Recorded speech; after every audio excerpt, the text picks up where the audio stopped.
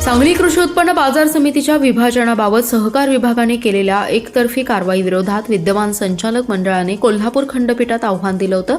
अखेर 3.5 महिन्यानंतर विद्यमान संचालक मंडळास 1 महिन्याचा दिलासा देण्यात आलाय. विभाजनाच्या निर्णयाबाबत फेरसुनावणी घेऊन पुन्हा पुढील निर्णय घेण्याचे आदेश मुंबई उच्च न्यायालयाच्या कोल्हापूर खंडपीठाकडून देण्यात आलेत.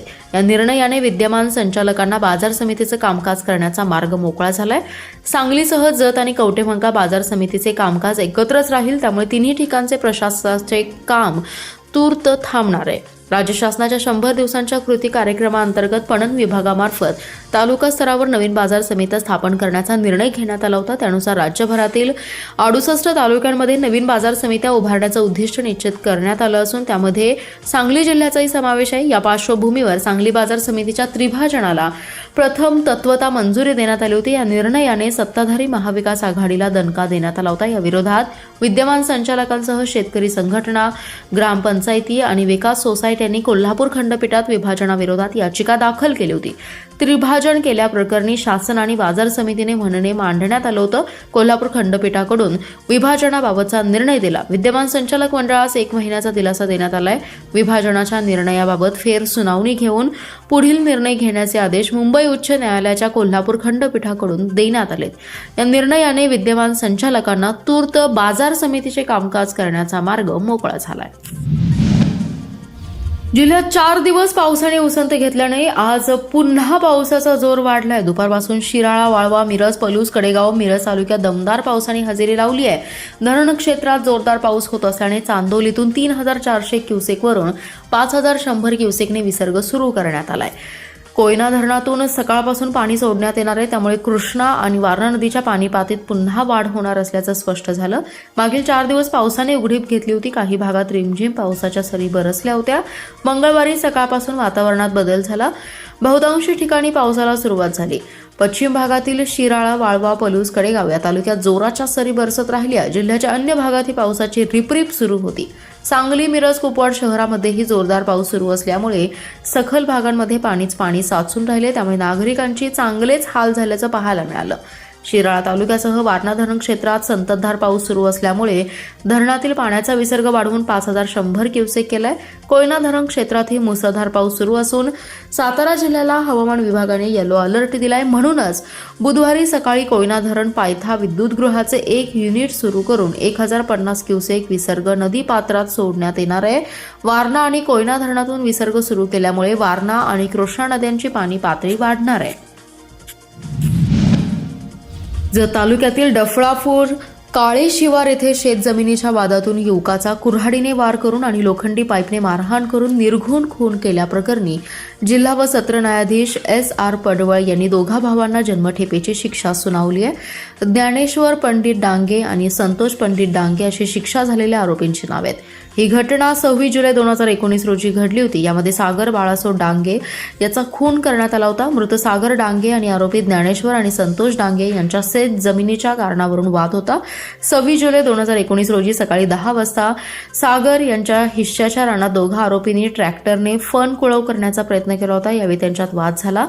दुपारी 2च्या सुमारास पुन्हा बाजरीच्या पिकात ट्रॅक्टर घेऊन नांगरण्यास आला असता त्यात सागर आणि त्याच्या कुटुंबियांनी विरोध केला. यावेळी झालेल्या वादावादीतून आरोपी ज्ञानेश्वर याने सागर याच्या डोक्यात कुऱ्हाडीने वार केला, तर संतोष याने लोखंडी पाईपने सागर यास मारहाण केली.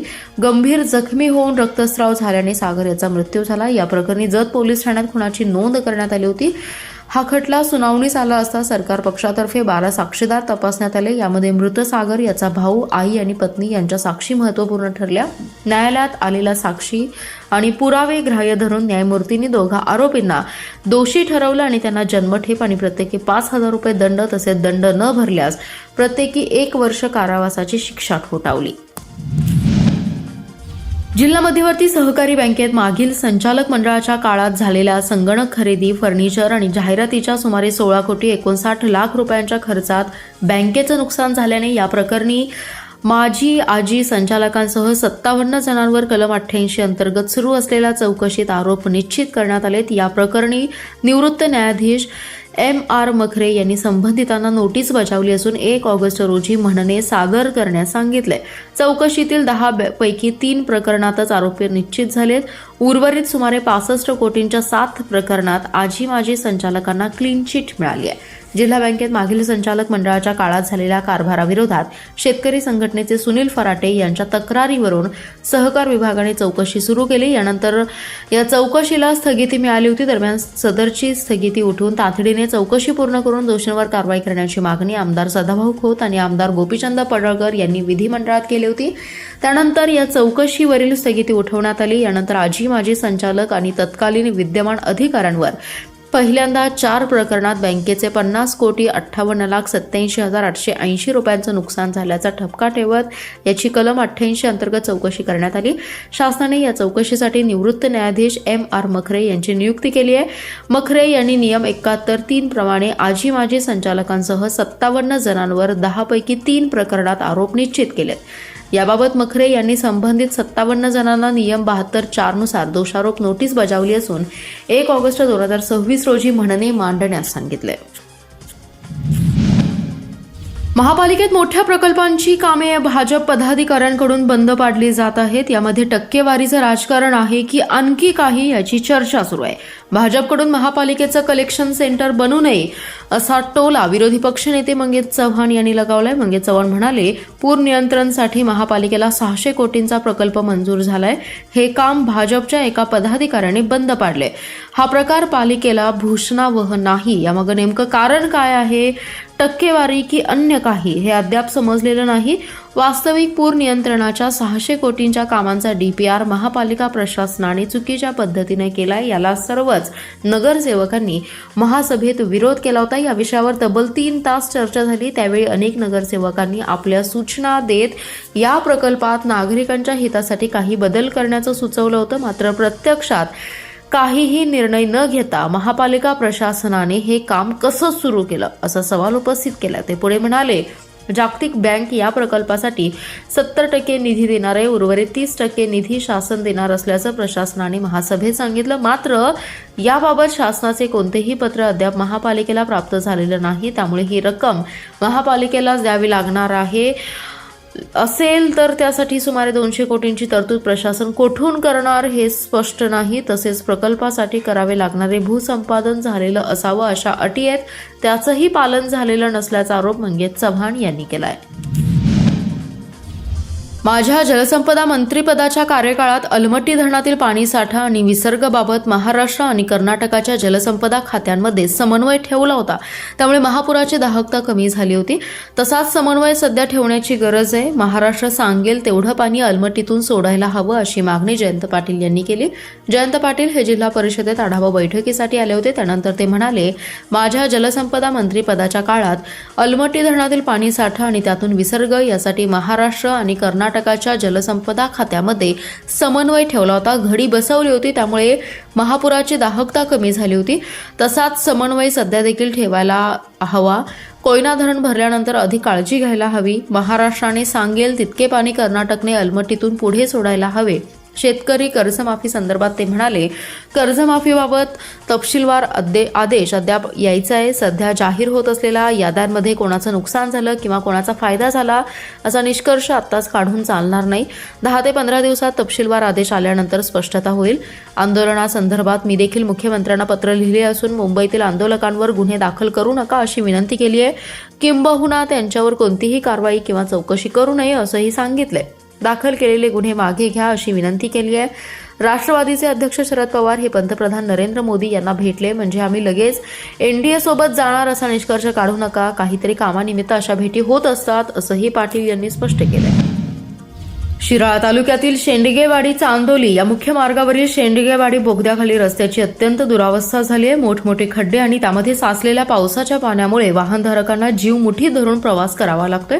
दिवसेंदिवस या मार्गावरील अपघातांचं प्रमाण वाढत असल्याने नागरिकांमध्ये तीव्र नाराजी व्यक्त होतीये. सततच्या पावसामुळे खड्ड्यांमध्ये पाणी साचल्याने त्यांचा अंदाज येत नाही. परिणामी दुचाकीस्वार घसरून पडण्याच्या घटना वारंवार घडत आहेत. चारचाकी वाहनांनाही या मार्गावरून प्रवास करताना मोठी कसरत करावी लागत असून वाहतूक ही संथ गतीने सुरू आहे. शेंडगेवाडी चांदोली मार्ग हा पर्यटकांसाठी, स्थानिक नागरिकांसाठी महत्त्वाचा संपर्क आहे.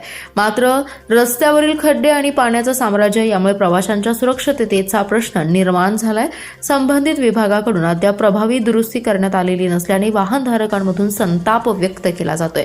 स्थानिक नागरिकांनी सार्वजनिक बांधकाम विभागाने तातडीने रस्त्यावरील खड्डे बुजवावेत आणि बोगद्याखाली साचणाऱ्या पाण्याचा कायमस्वरूपी निचरा करण्याची व्यवस्था करावी अशी मागणी केली आहे. वेळेत उपाययोजना न झाल्यास मोठी दुर्घटना घडण्याची भीतीही नागरिकांनी व्यक्त केली आहे. बागणीतील अतिक्रमित जमीन जिल्हा परिषदेच्या मालकीची आहे. ती जागा नागरिकांच्या नावावर नियमितीकरण होण्यासाठी गायरान जमीन अतिक्रमण समितीच्या वतीने जिल्हा परिषदेकडे ना हरकतीसाठी अधिकृत प्रस्ताव पाठवण्यात येईल. तो प्रस्ताव जिल्हा परिषद मान्य करेल तशी चर्चा जिल्हा परिषद अध्यक्षा व मुख्य कार्यकारी अधिकारी जिल्हा परिषद यांच्याशी झाली आहे अशी माहिती आमदार जयंत पाटील यांनी बैठकीत बोलताना दिली आहे. यावेळी बोलताना पाटील म्हणाले, बागणीतील अतिक्रमित जागा ही पूर्वी प्रेसिडेंट जिल्हा लोकल बोर्ड सातारा यांच्या नावे होती. त्या जागेवर असलेले लोकल बोर्डाचे नाव बदलून आपल्या सांगली जिल्हा परिषदेच्या नावावर ती जागा व्हावी यासाठी शासन दरबारी वेळोवेळी पाठपुरावा केला. 18 डिसेंबर 2024 रोजीच्या फेरफारानुसार या जागेवर मुख्य कार्यकारी अधिकारी जिल्हा परिषद सांगली यांच्या नावे करण्यात आली. जागा लोकल बोर्डाच्या नावावर असती तर ती स्थानिकांना देता आली नसती हा मूळ मुद्दा होता. ती जागा आता सांगली जिल्हा परिषदेच्या नावावर झाल्याने स्थानिक 95 प्लॉटचे लवकरच नियमितीकरण होणार आहे. जिल्ह्यातील संजयनगर आणि इचलकरंजी येथे घरफोडी आणि दुचाकी रेकॉर्डवरील गुन्हेगाराच्या चोरट्याच्या मुसक्यावण्यात पोलिसांना यश आले. या चोरट्याकडून चोरीतील सोन्या चांदीचे दागिने आणि एक दुचाकी असा एकूण 3,50,000चा मुद्देमाल जप्त केलाय. स्थानिक गुन्हे अन्वेषणच्या पथकाने संजयनगर परिसरात ही कारवाई केली. या प्रकरणी मेघनाथ उर्फ मेघ्या हिरालाल सोनभाईर याला अटक केली असून त्याचे 2 अल्पवयीन साथीदारही ताब्यात घेतलेत. स्थानिक गुन्हे अन्वेषणचं एक पथक शहरात पेट्रोलिंग करत होतं. यावेळी पोलिसांच्या रेकॉर्डवरील गुन्हेगार मेघनाथ सोनभाईर यांनी त्याचे 2 अल्पवयीन साथीदार चोरीचे दागिने विक्री करण्यासाठी शनिवारी संजयनगर परिसरातील मंगळवार बाजार येथे येणार असल्याची माहिती मिळाली होती. त्यानुसार पोलिसांनी परिसरात सापळा लावला. काही वेळाने मंगळवार बाजार येथील महापालिकेच्या गाळ्यासमोर 3 जण दुचाकीवरून थांबल्याचं पोलिसांच्या निदर्शनास आलं. त्यांना पळून जाण्याची संधी न देता पोलिसांनी 3 ताब्यात घेतलं. त्यांची झडती घेतली असता त्यांच्याकडे 2,80,000 रुपयांचे 70 ग्राम वजनाचे सोन्याचे दागिने, यामध्ये पेंडल, टॉप्स, मनी, 10,000 रुपये किमतीचा 50 ग्राम वजनाचा चांदीचा छल्ला, पैंजण यांचा समावेश होता. यावेळी संशयितांकडून पोलिसांनी दागिन्यांसह दुचाकी असा एकूण 3,50,000चा मुद्देमाल हस्तगत केलाय. हा गुन्हा संजयनगर पोलीस ठाण्याकडे वर्ग करण्यात आलाय. कृष्णा नदीत पुन्हा एकदा मोठ्या प्रमाणावर मासे मृत्युमुखी पडल्याने नदी प्रदूषणाचा गंभीर प्रश्न ऐरणीवर आलाय. आमनापूर, धनगाव, औदुंबर, अंकलखोप आणि भिलवडी परिसरातील नदी काठावर हजारो मृत मासे तरंगू लागल्याने दुर्गंधी पसरली असून नागरिकांमध्ये संतापाची लाट उसळली आहे.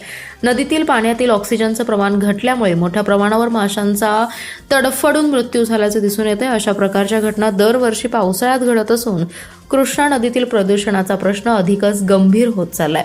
कृष्णा नदीवर अवलंबून असलेल्या अनेक गावांच्या पाणीपुरवठा योजना याच नदीतून पाणी घेतात. त्यामुळे प्रदूषित पाण्याचा थेट परिणाम नागरिकांच्या आरोग्यावर होण्याची भीती निर्माण झाली आहे. दूषित पाण्यामुळे साथीचे आजार पसरण्याचा धोकाही वाढलाय. या गंभीर प्रकाराकडे लोकप्रतिनिधींनी केवळ पाहत बसू नये.